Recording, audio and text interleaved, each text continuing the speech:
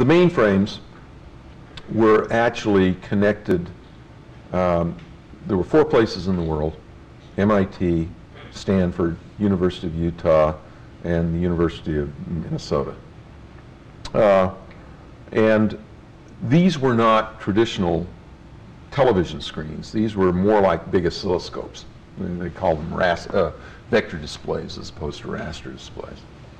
And they were very easy to program games which were very, very simple, because you could draw vectors, but as you drew more and more of them, the refresh time would slow down, and all of a sudden it'd start to flicker.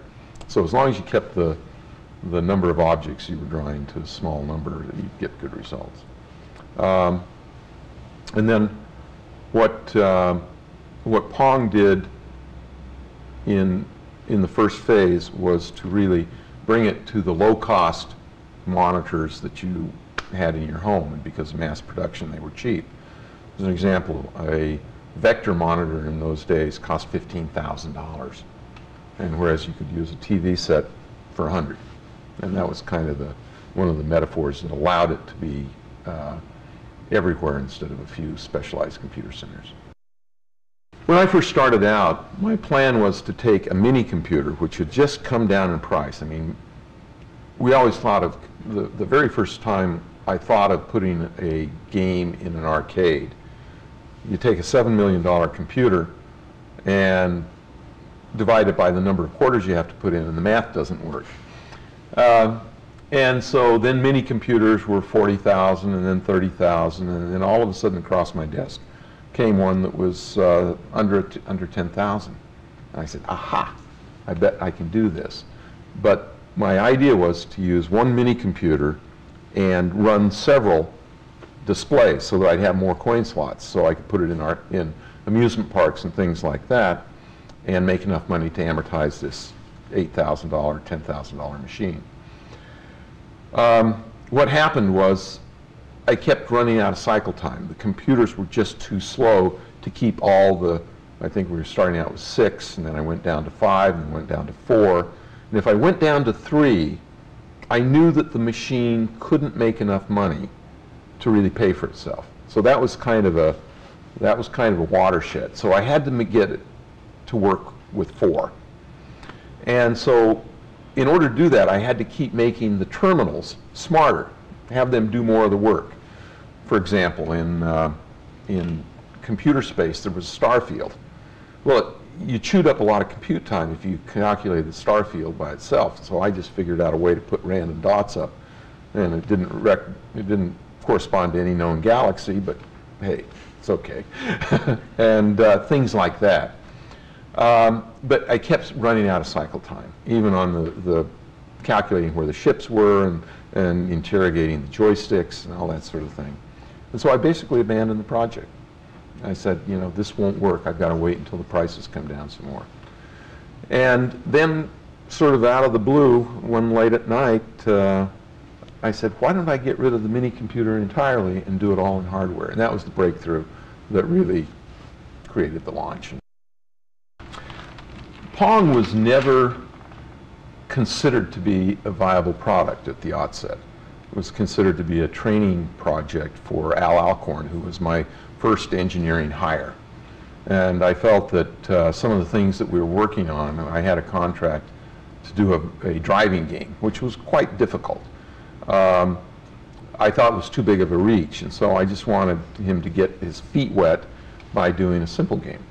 And so I said, ball going left to right, paddles going up and down when you hit the ball. And he did it and was able to finish the initial board in about a week and a half. I mean, he was very good. We were actually planning to have a little guy with a paddle that you'd place it with the knob, and then you'd push the button and the paddle would go there. And if you hit it too soon, it would go up, and if you hit it too late, it would go down, and so on. But we got the paddle on there, and we decided to just have it bounce off the paddle We didn't call it the paddle that time. It was the part that was going to turn into the little player. And the game was fun. And so we said, hey, no need to gild the lily. This is good enough. We used this. It was called Andy Cap's Tavern at the time. One, because I knew the owner. Two, because we had already placed computer space in here. And this was kind of a mecca for not the suits part of Silicon Valley, but the techie parts of Silicon Valley. And computer space earned a lot of money in that environment. And so it was very easy to call up Bill and say, hey, I'd like to test Pong here. And he said, sure, bring it in. We had just put it in a little box. It was about like this, with the kind of cash box that you see on kiddie rides, just glued to the side. And we actually placed the box on a barrel. And that was the very first Pong unit. We had put the first unit on test right in this very establishment, right over there. And that was when the famous story about the service call, and the service call being that the cash box had completely filled up and the quarters would backed up through the coin mech. True story. And when I heard that, I thought to myself, and I looked at all the money we had in the world, and it was just enough to make 11. So we bought the parts for 11, built up, and never looked back. It was doing so well, I said, if I can't sell these 11, I can collect enough money just by putting them on location that I know I can pay for the parts and all the other things and keep the company running. And it was, very clear that you license something and you get a 5, 10, 15% royalty. Actually, with hardware, you very seldom got more than a 7% royalty. And yet there was a 50%, 60% gross margin possible. So you do a quick calculation and say, that's a better part of the business. It was a total smash hit. In fact, people started coming in early so they could get time on the machines. And that was the first time I ever saw quarters lined along to reserve a space, which has sort of become part of the mythology of video game nights.